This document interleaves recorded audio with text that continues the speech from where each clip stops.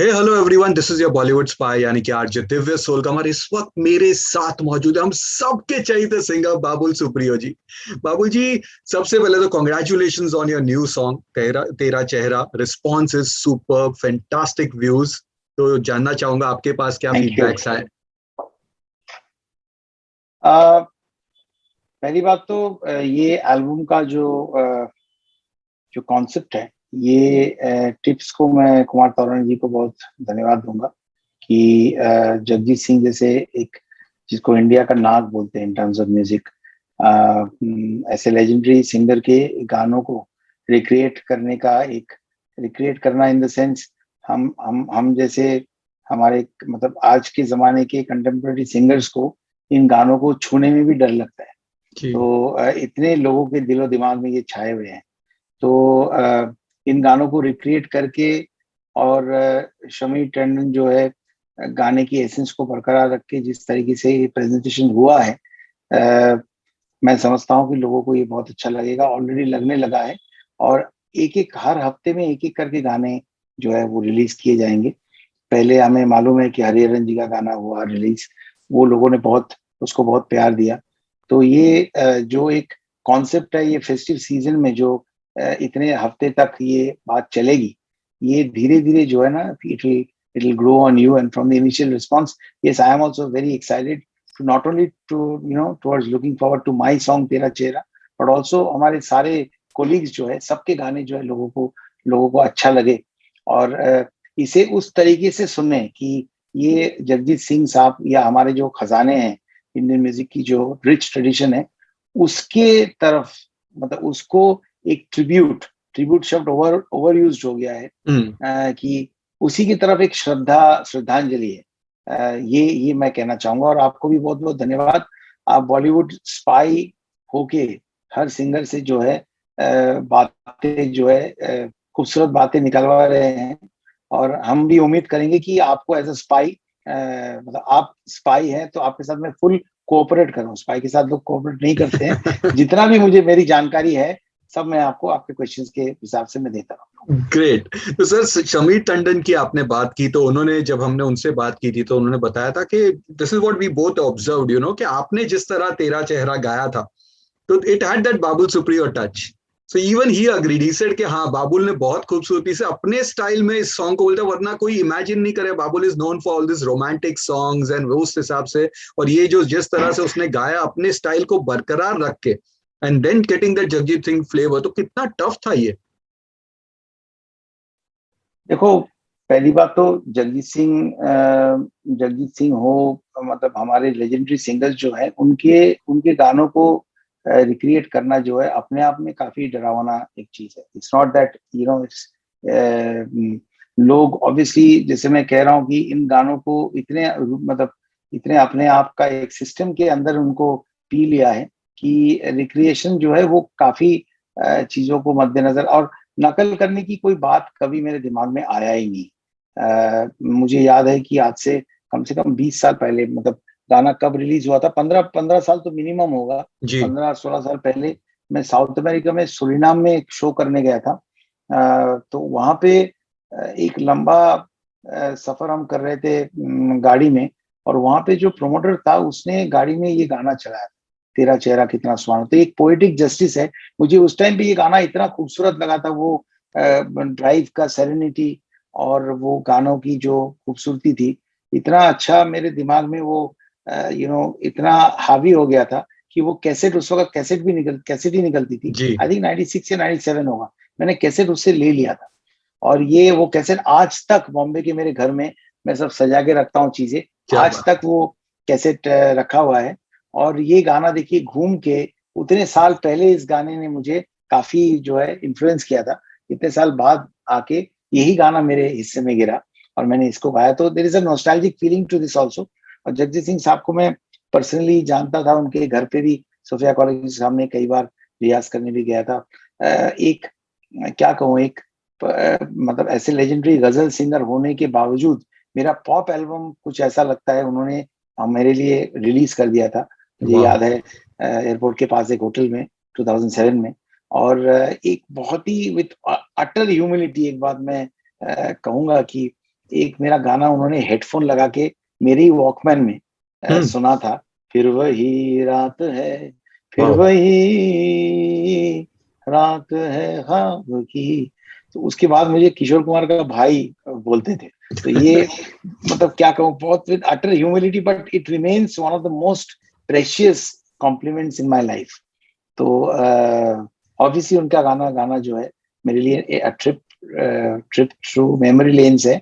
और चैलेंज भी है कि इस गाने को इस तरीके से पेश करो कि लोग किसी भी हालत में कंपैरिजन मोड में ना जाए, जाएंगे भी नहीं, कोई सवाल ही नहीं पैदा होता है। और या कंपैरिजन करेंगे तो हमारी तो बहुत मार पड़ने वाली। नहीं बस करने इसको आप बहुत हमारे दिल से जो है हम गाएं और लोगों तक ये बात पहुंचे, बस। वैसा ही आपने गाया है, वो दिखता भी है। और जगजीत सिंह सर की बात करेंगे तो he was the main face when it came to popular Indian ghazals. तो ऑफ कोर्स हम सब फैंस थे, बट आप कितने बड़े फैंस थे? नहीं, देखिए, आवाज की मिठास की अगर हम बात करें तो अनपैरेलल्ड है। जिस तरीके से गानों को रिकॉर्ड करते थे, मुझे याद है उनके एक गाने के रिकॉर्डिंग में मैं, what was the name of the studio, western outdoor okay. Studio जो चर्च गेट में था। और दमन सूद जी लेजेंडरी रिकॉर्डिस्ट भी है, वो उन्हें रिकॉर्ड करते थे। किस तरीके से माइक का इस्तेमाल करते थे, माइक के नजदीक जाना, सॉफ्ट गाते थे। और उनकी आवाज का वो जो बिग साउंड जो है, मिठास जो है, कैसे वो, ये सब बहुत सीखने वाली चीज है। और ये 93 94 उस टाइम की बात है। तो उनकी गानों के बारे में मैं क्या कहूँ, मतलब वो एक लाइन कहते हैं ना कि सूरज को चिराग दिखाने वाली बात है। तो अभी भी कोशिश करता हूँ कि हमारे शोज में, एकदम कमर्शियल शोज में, कभी माहौल उस तरीके का बने, तो होठों से छू लो तुम कभी गा लेता हूँ, कभी कल 14वीं की रात थी, शब भर रहा चर्चा तेरा, कल 14वीं की रात, कुछ ने कहा ये चांद है, कुछ ने कहा चेहरा तेरा, कल 14वीं की रात। अब इसके साथ में गुलाम अली खान साहब का गजल जो है सेम लिरिक्स पे जोड़ देता हूँ। कल 14वीं की रात थी, शब भर रहा चर्चा तेरा, कल 14वीं की रात थी, कल 14वीं की रात थी, शब भर रहा वाह। चर्चा तेरा, कल 14वीं की रात थी, शब भर रहा चर्चा तेरा, कुछ ने कहा ये चांद है, कुछ ने कहा ये चांद है, कुछ ने कहा चेहरा तेरा, कल 14वीं की रात थी, शब भर रहा। तो इस तरीके से मैं अपने शोज में भी इन गानों को, कभी कभी माहौल अगर वैसा बने कमर्शियल शो में, तो मैं इसे प्रेजेंट करता आई हूँ can hear those all claps, full clap सुनाई दे रही है। बट सर, आज जगजीत सिंह के बाद एक एक बड़ा गैप हो गया, एक वॉइड हो गया है, गजल ऑलमोस्ट खत्म हो गए, because he was a face of गजल। आज आज पूरे हम फास्ट सॉन्ग्स की और ये सब डिफरेंट टाइप ऑफ म्यूजिक पे चल रहे हैं। तो क्या लग रहा है आपको कि विल इट रिवाइव बैक? नहीं नहीं, गजल खत्म नहीं हुआ है भाई। आज भी बहुत बेहतरीन पोइट्स हैं, आज भी बहुत खूबसूरत शब्द लिखे जाते हैं, बहुत खूबसूरत ट्यून करने वाले बहुत लोग हैं। रेडियो स्टेशंस जो है, आप लोग गजल को ये नहीं करते, प्रमोट नहीं करते, ये वजह है। हम क्यों बोले कि लोग गजल सुनना बंद कर दिए। आप नए आर्टिस्ट जो है, आजकल के लड़के जो है, आप देखिए कितना अच्छा सूफियाना गाते हैं, कितना हाई नोट्स में गाते हैं, ट्रू। कितने तैयार सब सिंगर्स हैं। तो वो गजलें गाएंगे तो लोग नहीं सुनेंगे, मैं इसको नहीं मानता। आप सुनाते नहीं है। नॉन फिल्म गानों को कहाँ रेडियोस बजाते हैं, बताइए तो। ट्रू। मैं लाइन से आपको चैनल्स के नाम कर दूंगा, एफएम रेडियो चैनल्स के, जो नहीं बजाते हैं। पहले एक गाना रिलीज होता था तो टेलीविजन चैनल्स में जो है 16 बार 18 बार, पहले हफ्ते में कम से कम जी। 16 बार 18 बार का रोटेशन होता था। आज कहाँ, कौन से चैनल में आप ट्रू। नॉन फिल्म गाने बजाते हो।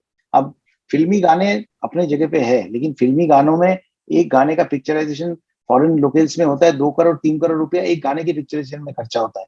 अब नए लड़के जो गजल गाना चाहते हैं या पॉप गाना चाहते हैं, उनके वीडियोस में तो इतने खर्चे हो नहीं सकते। वो मैक्सिमम 15 लाख 20 लाख के वीडियोस होंगे।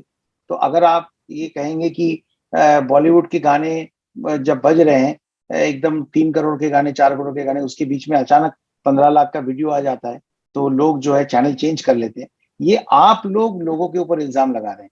अच्छा गाना आए तो लोग चैनल चेंज कर लेंगे, ये बात सच नहीं है। मैं तो कम से कम ऐसे नहीं मानता। नहीं, टोटली अग्री तो विद आप यू लोग सर। सारे लोग मिलके अगर गजल को प्रमोट करेंगे, गजल कैसे खत्म हो सकती है? होनी भी नहीं तो चाहिए। जिंदगी में लोगों के जिंदगी में जो है हैप्पीनेस टेम्पररी हो सकती है, बट पेन इज इनएविटेबल। दुख जो है वो आपको मिलना ही है। ये गौतम बुद्धा का लाइन है, पेन इज इनएविटेबल। तो ऐसे हो सकता है कि आपकी जिंदगी में से पेन आप निकाल दे। और ऐसे कहते हैं कि शायर जो होते हैं जब वो दर्द में होते हैं तो बहुत गहराई से वो गानों में बहुत गहराई होती है। तो शायराना क्या बंद हो गया? दुनिया से क्या गम निकल गई है? दुख दर्द सब निकल गया कि लोग आजकल दिल को छूने वाले गजलें नहीं लिखते हैं? बस प्रमोशन नहीं होता है। और कुछ लोग समझते हैं कि बस आप पुराने गानों का रिक्रिएशन जब करेंगे तो उसको ढिकचक ढिकचक करना है तो ही लोग सुनेंगे। ये आप ऑडियंस के ऊपर इस चीज को आप थोप रहे हो, इस चीज को इम्पोज कर रहे हो।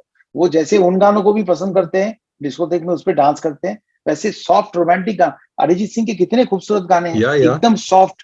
हो के लोग नहीं सुन रहे क्या? नहीं सुन रहे? इनफैक्ट आप इन अरिजीत सिंह से दो गजल गवा के दिखाइए, देखिए चलता है उनकी कि नहीं चलता है। हाँ, उसके शोज में जब वो रेट्रो सॉन्ग्स और गजल्स और ये गाते हैं तो सबसे ज्यादा तालियां देखिए उसी क्या को रिस्पॉन्स पड़ती मिलता है। है। या हाँ, तो टोटली हम भी अग्री। तो इंटरनेशनल शोज में जो है किशोर कुमार के गाने हो, या जैसे मैं जगजीत सिंह जी का गाना बोल रहा हूँ, मैं गाता हूँ इनको, और क्या रिस्पॉन्स उसका मिलता है। आप फॉरेन में कहीं पे भी जाइए, लोगों के गाड़ियों में देखिए, आप यही गाने बजते हैं। तो आज के यंगस्टर्स जो है नए गजलें गाएंगे और उसके धुन खूबसूरत होंगे, मजा आ उसके जाएगा। लफ्ज खूबसूरत होंगे, तो लोग क्यों नहीं सुनेंगे? ऑफ चलिए, कोर्स। स्पाई है आप, तो आपने ये जो दिल की एक जो है बात, ये हमेशा ऑडियंस पे दोष देना और वो यही पसंद करती है, ये कहना बिल्कुल सही नहीं है। आप ऑडियंस वही सुनेंगे जो आप उन्हें प्रेजेंट करेंगे, और अगर वो अच्छा होगा तो उसको वो दिल पे बिठा लेंगे, उसका शेल्फ लाइफ जो है अपने दिल में वो बसा लेंगे, यही बात even I agree to that. अच्छा, आपके कई फैंस ने मैसेजेस भेजे थे, लेकिन सबसे ज्यादा दो मैसेजेस जो आए, जिसका मैक्सिमम एक तो था कि अब गाने थोड़े प्लीज और गाने गाना शुरू करिए सर। है। गाने वी तो वांट। बस गाने तो मैं गा ही रहा हूँ अब। अगर देखिए, मैं समझता हूँ कि एक्सपीरियंस के साथ साथ ना, आपकी आवाज जो है उसमें शायद क्या कहूँ, असर जो है वो शायद बढ़ता है। बढ़ता है, ऐसा मुझे बिल्कुल लगता है। एक गाना जो मैं 15 साल पहले जैसे गाता था, आज मैं अगर गाता हूँ तो मुझे और मैं संगीत का चर्चा जो है वो बहुत ही निष्ठा के साथ उसे जारी रखा हूँ। क्योंकि अगर मैं, समझ लीजिए, पॉलिटिक्स को बहुत लोग नॉइज समझते हैं, तो अगर मैं किसी तरीके का नॉइज में हूँ, पक्ष विपक्ष ये सब लड़ाई चलती रहती है, तो उसमें म्यूजिक ही वो तड़का है जो मुझे ग्राउंडेड रखता है, जो मुझे शांत रखता है, जो मुझे खुशी देती है। और मैं दिन भर इतना काम करता हूँ कि म्यूजिक के लिए उतना वक्त मैं अपने लिए अर्न कर लेता हूँ। मतलब कोई मुझे कह नहीं सकता है कि भाई क्या आप गाना गा रहे हैं, ऐसा नहीं है। मैं पूरा दिल से अपना काम करने के बाद उतना समय में अपने लिए, और वही मेरा मेडिटेशन है, सूर्य ईश्वर है जैसे लोग कहते हैं।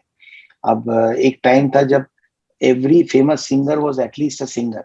कम से कम वो सिंगर थे, बेहतरीन मीडियोकर वो अलग बात है, लेकिन जो भी गाना गाते थे माइक के सामने वो कम से कम सिंगर होते थे। अब ऐसे सॉफ्टवेयर आ गए हैं कि every autotune. Famous singer may not be a singer at all, good singer तो आप छोड़ दीजिए, may not be a singer at all. But उसमें कोई हर्ज नहीं है।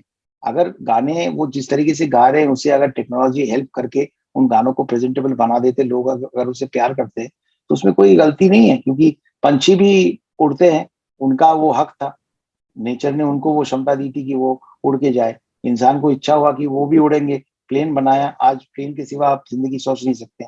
तो हर आदमी गाना चाहता है। तो अभी वो सॉफ्टवेयर आए हैं जिसमें हर सिंगर को वो, मतलब जो कमजोर सिंगर है उसको वो हेल्प मिल सकती है कि वो गाने गाए। तो उसमें कोई बुराई नहीं है। लेकिन एक बात जरूर है कि सिंगर की जो इंडिस्पेंसिबिलिटी है, कि सुरीला सिंगर की इंडिस्पेंसिबिलिटी, वो बात जो है वो अब नहीं रही। तो अगर आप सुर लगाए, मेडिटेट करें, तो वो वही आपके लिए ईश्वर है।